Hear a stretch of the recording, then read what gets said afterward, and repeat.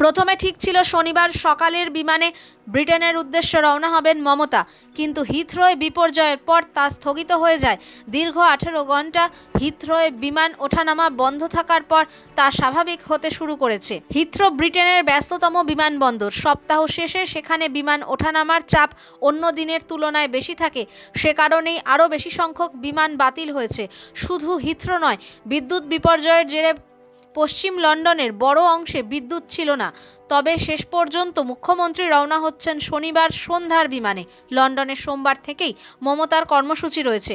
ওই দিন ভারতীয় হাই কমিশনের অনুষ্ঠানে যোগ দেওয়ার কথা তার। মঙ্গলবার রয়েছে বাণিজ্য সম্মেলন, বুধবার হওয়ার কথা সরকারি স্তরে বাণিজ্য বৈঠক। আগামী বৃহস্পতিবার অক্সফোর্ড বিশ্ববিদ্যালয়ে ভাষণ দেওয়ার কর্মসূচি রয়েছে মুখ্যমন্ত্রীর। আগামী শুক্রবার তাঁর লন্ডন থেকে কলকাতায় রওনা হওয়ার কথা।